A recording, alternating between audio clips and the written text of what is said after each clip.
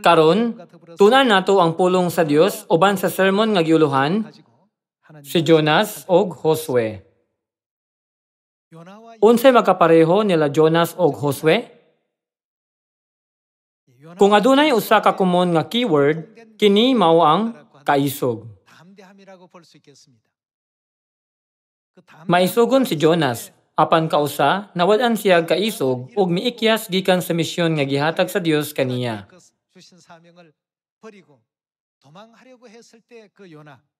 Unsa man pud si Josue, samtang gisakop ang Kanaan, unsay gipasiugda sa Dios kang Josue? Ang Dios kanunay nga nag-ingon, pagmaisog. Tungod kay kinahanglan nga kita adunay kaisog sa pagsulod sa gingharian sa langit, ang langit nung Kanaan, ang Dios balik-balik nga nag-ingon, pagmaisog. Atong ikulit ang pulong sa Dios, hinumduman nga kini dili lahi sa pagsangyaw sa ebanghelyo.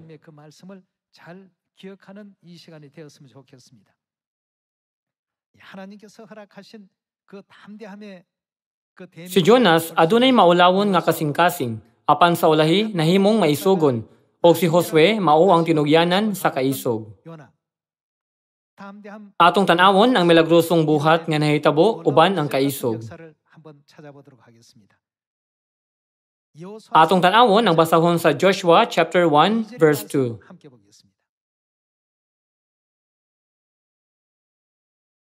Chapter 1 verse 2. Patay na si Moises nga akong alagad. Busa ikaw ug ang tanang katawhan sa Israel, pangandam kamo sa pagtabok sa suba sa Jordan ug lakaw ngadto sa yuta nga gihatag ko kaninyo. Sumala sa gingon ko kang Moises, gihatag ko kaninyo ang tanang yuta nga inyong pag-aagian. Ang mga utlanan sa mga yuta ninyo magsukad sa kamingawan sa habagatan hangtod sa kabukiran sa Lebanon sa amihanan, ug gikan sa dakong suba sa Euphrates ug sa kayutaan sa mga Hitihanon sa silangan hangtod sa dagat sa Mediteraneo. Walay makabuntog kanimo, buot ipasabot, walay makakontra nimo. Sa tibuok mong kinabuhi, maguban ako kanimo ingon sa paguban ko kang Moises, ug dili ko gayud ikaw pakyason o biyaan. Lig-una ang imong kaugalingon og, unsa man ang gisulti sa Dios kaniya? Pagmaisog. Mao kini ang gipasiugda sa Dios. Sa diha nga ang Kanaan anaa sa atubangan sa ilang mga mata, ang Dios nagpasiugda kang Josue. Lig-una ang imong kaugalingon og pagmaisog. Lig-una ang imong kaugalingon o pagmaisog, kay mangulo ka nining katawhan sa pag-ilog nining yutaa nga akong gisaad nga ihatag sa ilang mga katigulangan. Verse 7, apan lig-una ang imong kaugalingon og, unsa man ang gisulti sa Dios kaniya, pagmaisog pag-ayo. Sa dihang nagsugod na ang sunod nga verse, gipasiugda na usab sa Dios ang kaisog. Nan, unsang matanga sa kaisog ang gusto sa Dios dinhi? Ang Dios mingon, pagmaisog pag-ayo. Pagkinabuhi subay sa tibuok balaod nga gihatag kanimo ni Moises nga akong alagad.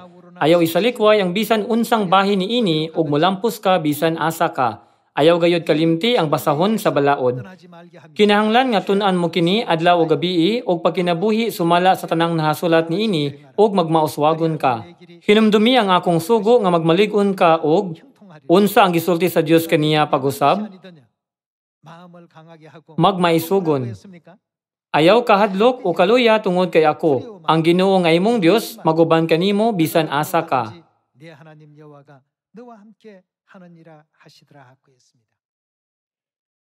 Sa wala pa mosulod si Josue o ang mga Israelita sa Kanaan, gipasiugda sa Dios si Josue pagmaisog. Sa dihang ilang gitan-aw ang Jericho sa pisikal nga punto sa panglantaw, dili sa mga mata sa pagtuo, kini usa ka lig-on kayo nga kuta.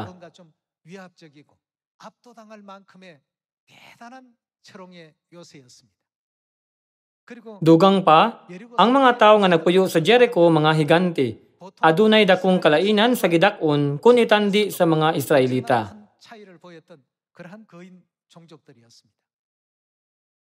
Kay nabalaka nga si Josue mawad-an sa mga mata sa pagtuo, gidasig siya sa Dios nga magbaton og pagtuo. Unsa kadako ang pagtuo ni Josue? Siya mao ang miingon, atong lamyon sila. Apan, sa dihang nakaabot siya sa Jericho, ang Dios balik-balik nga nagpasiugda sa kaisog. Magmaligon ka o magmaisugon. Ayaw kahadlok o kaluya tungod kay ako, ang Ginoo nga imong Dios, maguban kanimo bisan asa ka. Samtang kita naningkamot pag-ayo sa pagkumpleto sa ebanghelyo, kita makaingon nga ang kahadlok mahimong usa ka dakong babag sa atong ebanghelyo.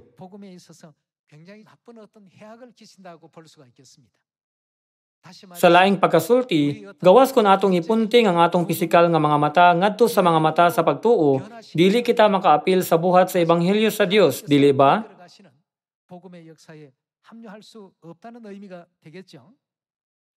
Busa, gihatagan sa Dios si Josue og kaisog ug gitugutan siya sa pag-ilog sa yuta sa Kanaan nga tabunok nga yuta. Makaplagan nato ang maong buhat sa kaisog diha sa kasaysayan ni Jonas. Atong tanawon ang basahon sa Jonah chapter 1. Jonah chapter 1 verse 1.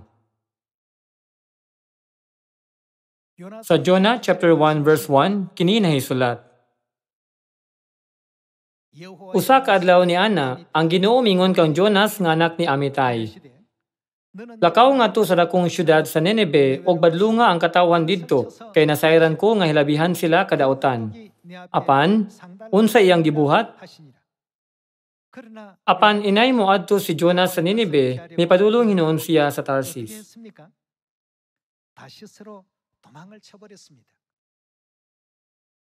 Atong hunahunaon kini. Ang Nineve mao ang kapital sa Assyria. Ang Assyria mao'y kaaway sa Israel. Dugang pa, lain-lain sila relihiyon. Nagsimba sila sa langyaw nga mga Dios, ug ang mga Israelita nagsimba sa Ginoo nga ilang Dios. Apan, giingnan sa Dios si Jonas nga moadto sa Nineve. Unsa ang gisulti sa Dios kaniya nga ipahayag? Laglago ng Nineve tapos sa 40 ka adlaw. Sa laing pagkasulti, gisultihan siya sa Dios sa pagmantala, malaglag kamo sa dili madugay. Kini nga misyon lisod kaayo alang kang Jonas. Dili gayud sayo ang pag-adto sa kapital sa usa ka kaaway nga nasod ug pagsinggit. Dugang pa, dili siya moadto didto aron iwali ang maayong balita ngadto kanila, kundili ang balita sa kalaglagan. Busa, dili siya makatigom og kaisog. Siya miikyas ngadto sa Tarsis, mipalayo gikan sa Dios. Miadto siya sa Joppa ug didto may barko nga paingon sa Tarsis. Mibayad siya sa iyang pliti ug misakay siya aron mahilayo sa Ginoo. Apan ang Ginoo nagpadala og unos. Kusog kini kaayo nga tungod niini na miligro nga maguba ang barko. Nalisang ang tanang tripulante ug ang tagsa-tagsa kanila nagpakitabang sa iyang Dios. Ug aron dili kaayo mamiligro ang barko, ilang gipangtambog sa dagat ang mga karga. Apan si Jonas na hinanok dito sa usa ka suok sa ilalom sa barko. Nakita siya sa kapitan sa barko ug giingnan. Nganong natulog ka man? Pangon og pagpakitabang sa imong Dios, basin pag maluoy siya kanato ug luwason kita niya. Unya nagkasabot ang mga tripulante nga magripa sila aron pagsusi kinsay hinungdan sa katalagman nga ilang nahiaguman ug ang ngalan ni Jonas mao'y natungnan.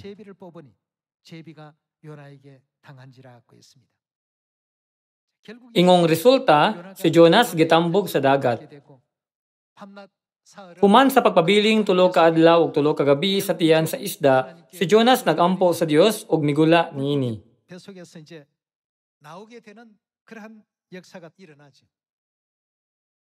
Unsay gihunahuna ni Jonas niadtong panahona? Daw siya patay na sa tiyan sa isda. Busa, iyang gitino ang iyang hunahuna. Ako namatay kaniadto. Busa, sukad karon, magmaisugon ako ug moadto sa Nineve. Mupadayon kita sa chapter 3. Atong tan-awon ang talagsaong mga kausaban nga nahitabo sa dihang siya nahimong maisugon. Chapter 3 verse 1. Ang Ginoo mingon na usab kang Jonas, Lakaw nga to sa dakong syudad sa Nineve, o gisangyaw dito ang mensahe nga gitugyan ko kanimo. Busa miadto si Jonas sa Nineve. Ang Nineve dako kayong syudad, ug tulo ka adlaw ang pagbaktas tadlas niini. Si Jonas misulod sa syudad, ug tapos sa usa ka adlawng pagbaktas mingon siya, laglago ng Nineve tapos sa 40 ka adlaw. Si Jonas nagsinggit sa kapital nga syudad sa kaaway nga nasod, nga nagsunod sa lain-laing relihiyon ug nagdaog-daog sa Israel.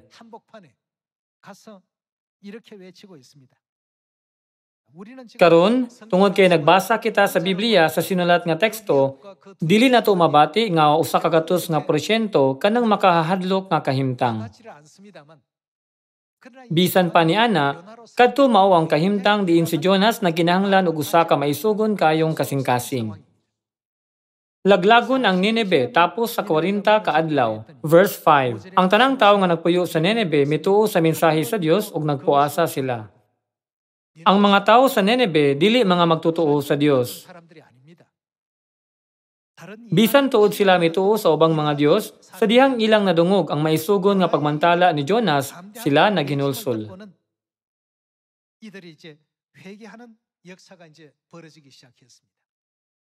Mga igsoon, adunay rason nga ang Dios nagsulti kanato nga magmaisugon.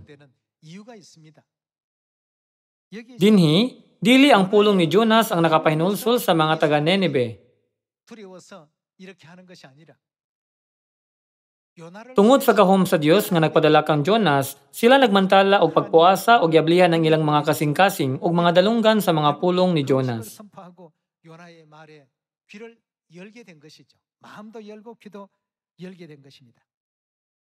Ipadayon nato ang verse 5. Ang tanang tawo nga nagpuyo sa Nineve mituo sa mensahe sa Dios ug nagpuasa sila. Ang tanang tawo gikan sa labing inila ngadto sa labing timawa nagbistig sako ilanan sa ilang paghinulsol. Sa pagkabalita niini sa hari sa Nineve, mitindog siya gikan sa iyang trono. Unya gihukas niya ang iyang bisti. Nagsulob siya sako ug milingkod sa abo. Og nagpadala siya pahibalo ngadto sa mga lumulupyo sa Nineve. Siya miingon, ako ug ang akong mga opisyal nagdili sa tanang tawo ug mananap sa pagkaon ug pag-inom. Kinahanglan ang tanang tawo ug mananap magbistig sako. Dili ba ang pagbistig sako nagpakitag paghinulsol? Kinahanglan ang tanang tawo magbistig sako. Ang tanan kinahanglan kinasing-kasing nga magampo sa Dios ug mamiya sa daotang pagkinabuhi basin pag mausab ang laraw sa Dios ug dili na siya masuko kanato ug dili kita mga matay. Nakita sa Dios ang gibuhat nila ug nakita niya nga gibiyaan nila ang ilang daotang pagkinabuhi. Busa wala ipadayon sa Dios ang iyang laraw ug wala niya ipahamtang kanila ang makalilisang nga silot.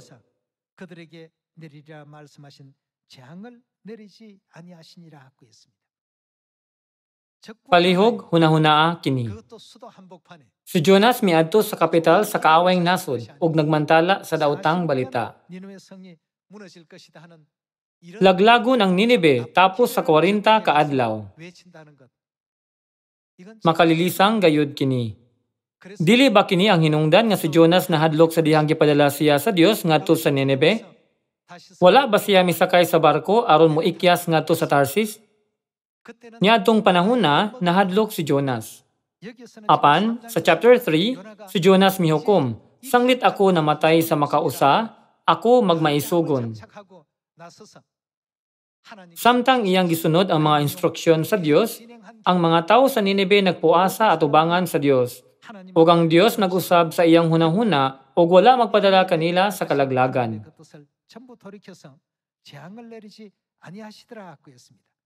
Pila ka tawo ang nagpuyo sa Nineve niadtong panahon na?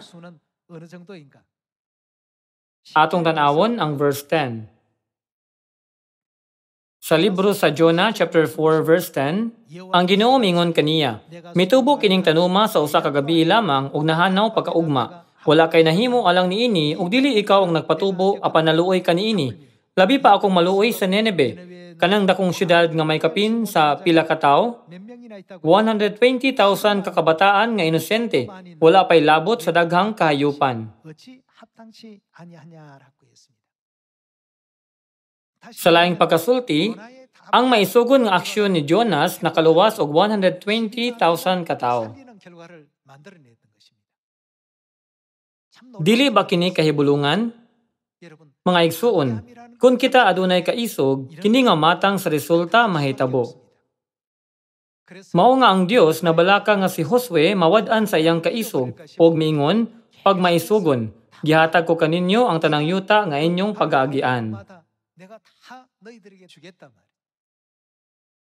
Giingnan sa Dios si Josue nga magmaisugon pag-ayo, dili kay gamay lang.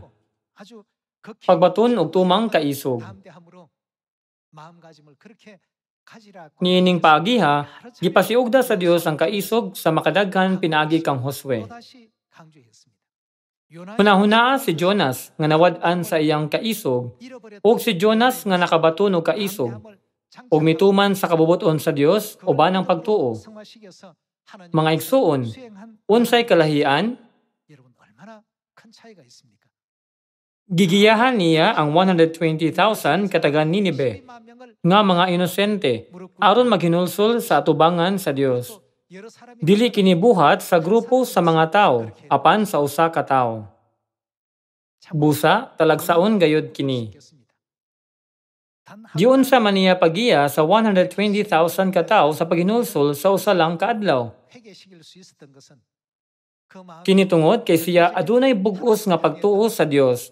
Tungod kay siya mituo sa Dios o sa kagatos porsyento, gitugutan sa Dios nga mahitabo ang ingon nga katingalahang buhat, dili ba? Si Jonas wala maghimo nini nga kausaban. Kinsa ang nagbuhat? Gipalihok sa Dios ang buluhaton pinaagi kang Jonas. Si Jonas nagbuhat lang sa papel sa pagpindot sa switch. Si Jonas dili gayud makapasiga sa suga sa iyang kaugalingon. Ingon usab niini kanato. Ang Dios nagingon, pinduta lang ang switch uban ang pagtuo. Sa higayon nga atong pinduton ang switch, ang mangitngit nga kalibutan mausab ngadto sa hayag nga kalibutan. Tungod niini, unsa nga mensahe ang gihatag sa Dios kanato? Atong ablihan ang libro sa 2 Timothy chapter 4. Atong tan-awon ang verse 1. Sa 2 Timothy chapter 4 verse 1 kini nahisulat. Sa atubangan sa Dios ug ni Kristo Jesus nga maoy maghukom sa tanang tao, buhi o patay, tungod kay mobalik man siya aron paghari, awhagon ko ikaw. Unsa may atong buhaton? Pagkugi kanunay sa pagwali sa mensahe sa tanang panahon gayod. Daniha, badlunga, dasiga ug tudloy uban sa pagpailob ang mga tao. Moabot ang panahon nga ang mga tao dili na mamati sa matuod nga pagtulun-an. Ang ila na hinuong gusto mao na lang ang ilang sundon ug magtawag sila daghang mga magtutudlo nga magsulti kanila sa buot nilang madungog. Dili na sila mamati sa kamatuoran kundi sa mga tinumutumo nga mga sugilanon. Apan kinahanglan nga magpugong ka kanunay sa imong kaugalingon, antusa ang mga kasakitan. Unsa pa ang angay natong buhaton? Buhata ang katungdanan sa usa ka magwawali sa maayong balita ug tumana ang imong buluhaton ingon nga sulugoon sa Dios. Unsa nga matang sa kasing-kasing ug pagtuo ang angay natong batunan sa tanang panahon gayod? Kung kita adunay maisugon nga pagtuo, ang usa ka tawo makagiya og kapin sa 120,000 ka tawo kada adlaw. Sa kasaysayan sa Biblia, kini ang record sa pagsangyaw sa kinadaghanang tawo sa usa ka adlaw.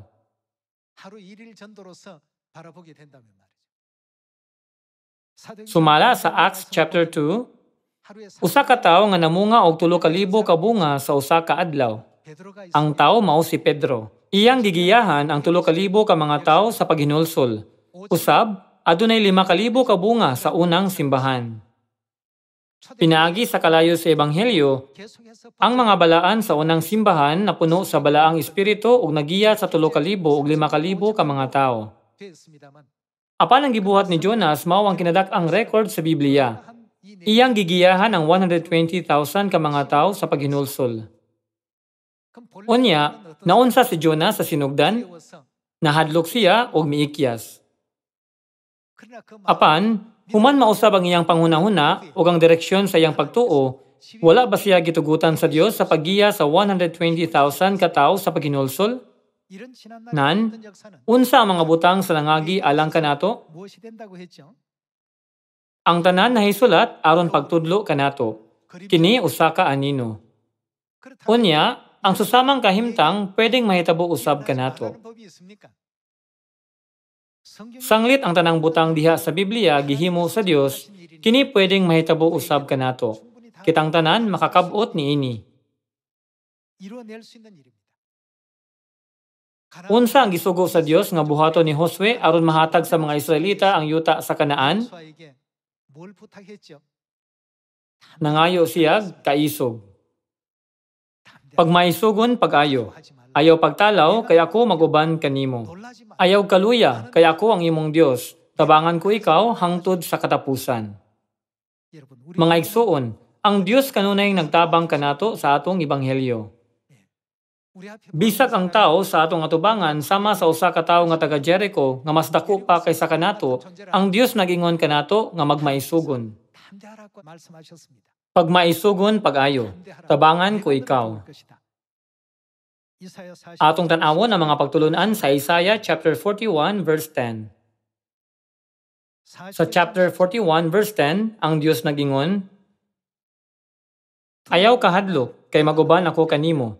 Ayaw kabalaka kay ako mao ang imong Dios. Lig-unon ug tabangan ko ikaw, panalipdan ug luwason. 참으로 너를 도와주리라. 참으로 나의 의로운 오른손으로 너를 붙들 것이라 하고 했습니다. Ang Dios mutabang kanato. Ang Dios miingon, ayaw kahadlok, ayaw kabalaka. Ang Dios miingon, kuptan ko pag-ayo ang imong kamot. Maguban ako kanimo bisag unsa kangit-ngit sa gabii. Tabangan ko ikaw bisag unsa pa kawalay paglaom ang kahimtang sa imong atubangan.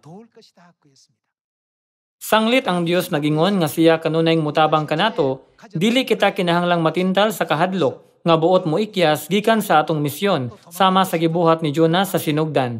Kinahanglang dili kita mahulog sa maong tentasyon.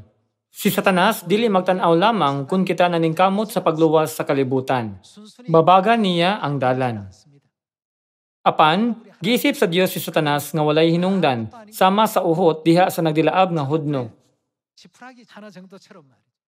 Ang Dios nagingon, mangita ka sa mga nakig-away kanimo, apan dili mo sila hikaplagan. Dili ba ang Dios nagsaad nga siya mutabang kanato aron kining tanan nga buluhaton matuman? Atong tan-awon ang verse 13. Kay ako, ang Ginoo nga imong Dios, mao'y naglig-on kanimo. Ako ang nagsulti kanimo. Unsa ang gisulti sa Dios? Ayaw kahadlok, kay tabangan ko ikaw. Ang Dios mutabang kanato. Kung mawala ang atong pagtuo nga tabangan kita sa Dios, ang tanan mahimong makalilisang. Kung mawad-an kita pagtuo, ang kalibutan murag atong kaaway. Sa dihang ang kasundaluhan sa Aramian miataki sa syudad, ang sulugoon ni Eliseo nakakita lamang sa ilang mga kaaway. Nahadlok siya tungod kay wala siya makakita sa bisan kinsa sa ilang mga kaalyado. Busa wala siya may balo kung unsay buhaton. Niadtong panahon na nagampo si Eliseo sa Dios, o Ginoo, paliw gablihi ang iyang mga mata ug ipakita kaniya nga ang uban kanato mas labaw pa kaysa atong mga kaaway. Sa dihang naabli ang iyang espiritual nga mga mata, nakita niya ang linibo ka mga anghel nga naglibot sa syudad. Sa dihang iyang nakita nga sila gipanalipdan, siya misugod sa pagbati sa kaharuhay. Mga igsuon, ang Dios nagingon, tabangan ko ikaw. Dili ba kita angay magbaton og pagtuo sa labing gamhanang gahom sa Dios? Isalikway ang tanan natong kahadlok samtang nagtuman sa ebanghelyo. Magsangyaw kita nga makugihon, sama sa gisugo sa Dios kanato sa pagsangyaw sa ebanghelyo sa Samaria ug hangtod sa kinatumyan sa yuta. Nang hinaot ko nga kita makahimo sa pagbuhat sa buluhaton sa ebanghelyo uban sa determinasyon sa pagpangita sa tanan natong nawala nga mga kaigsuonan.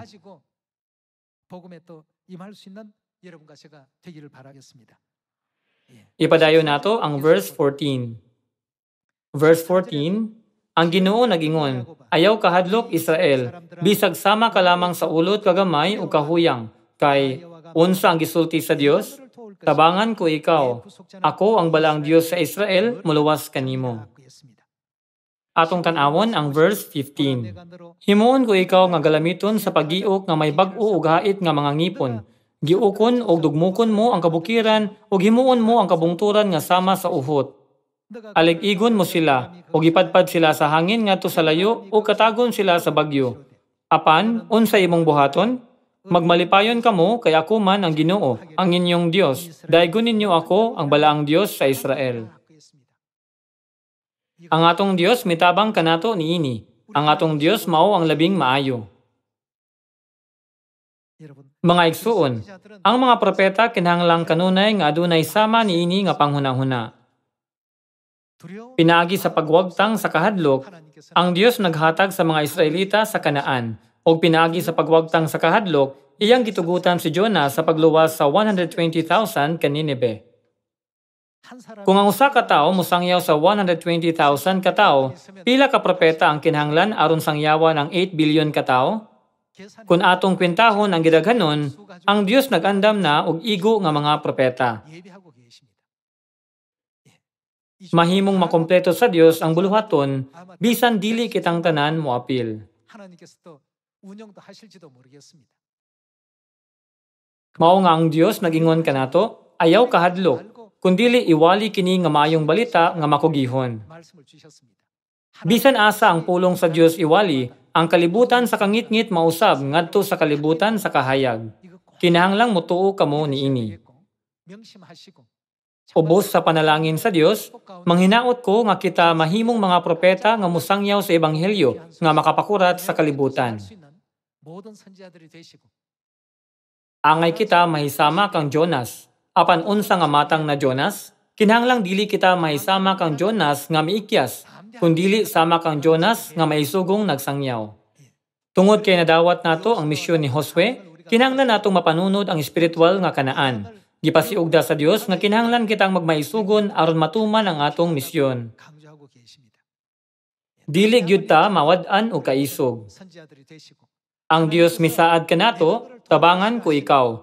Busa, ako nagampo nga dili gayud nato makalimtan kini nga saad aron atong maluwas ang kalibutan ug madala sila ngadto sa langitnong amahan o ginahan. Naglaom nga kini nga tuig mahimong usa ka maayong tuig. Gusto na akong tapuson ang sermon karon. Daghang salamat.